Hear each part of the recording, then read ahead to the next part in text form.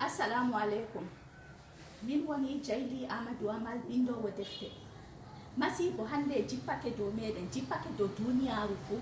Kanjum woni nyawu COVID-19 ko ɓe mbiyata coronavirus. Dole meɗen sey canjen ɗabi'a meɗen ngam ha keɓen cottinen nyawɗo ha duniya ɓe ha lesdi meɗen. Ɗume woni sanjugo ɗabi'a meɗen? Awwal kam lallugo juuɗe. To a wurtake a warti igam ha dow lawol man ma a tawan babe lallugo juuɗe. Ha njaaɗa pat ko kuuɗa pat dole lalla juuɗe maɗa be sabulu.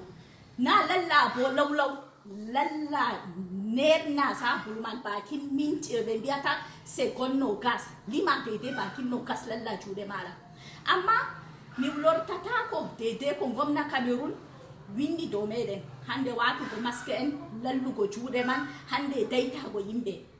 Min kam ɓurnal fu ko ginmi wolwango bandiraɓe am ɗum sanjugo ɗabi'aji ɗe marnoɗen. ɗume woni canje tan ha ɗabi'aji ɗe marnoɗen? En mbowino hawtugo be yimɓe, en mbowino en ɗon jooɗo, en ɗo kawta, en ɗo kiira, en ɗon gewta, en ɗo ɓadidiri. ɗo ɗum ɗon ha nder al'adaji meɗen. Amma hande kam ɗum dole yo jippi dow meɗen, dole sey canjiten ɗum. Hande ba wancuru mere ummago a'a dubdo, a'a inderi, a'a ɓangal be ko laari be man wurtago je na dole ɗo, dole sona accen. Kanjum kam itten ɗum, muñanen ɗum fodde ko nyawɗo saalo. Hande bana ɓadidirgo, ko ta ɗo yewta be goɗɗo ɗo sey daytinoɗon. Gomna wi daytoɗon deidei metir ɗiɗi. To bana wurtago hande to goɗɗo dole muɗum sey wurto. Aran kam ma gomna wi to heɓotoɗo to wurtago man na dole goɗɗo jooɗo muña ha saare. To wurtago man laatake dole dow muɗum bo wajibi bo ngata cukka kine be hunduko ngaɗa masque ɓe mbiyata. Goɗɗo waɗa masque wurto timmina haaje mum warta.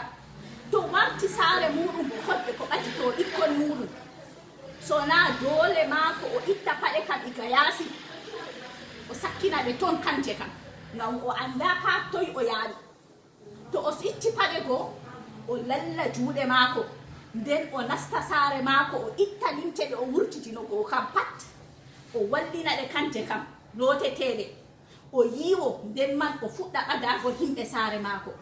ɗo ɗum nder al'adaji boɗɗi dole ko conɗi ngam ha keɓen daytinen nyawɗo.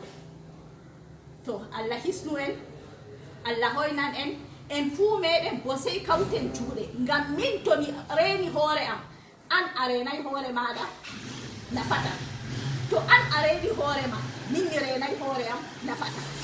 Kuugal man ɗo ɗum ƴami himɓe fuu kawta hoore kuwangal. Hande en giɓe ragare ma, julurɗe maɓɓi, luume maɓɓi, kuuɗe pat ɗuwata. En kaddo en fuu meɗen kawten hoore nder asaweje ɗiɗi tati ɗo muñen non be nawɗum man fuu muñen kabden heɓa nyawman ɗo fodde ko nden timma. To en kawtay hoore, min miɗo renti hoore am, aɗa rentay hoore mani, ɗum tokkoto banni man. En fuu meɗen bo enen woni hasraɓe. To assalamu aleykum.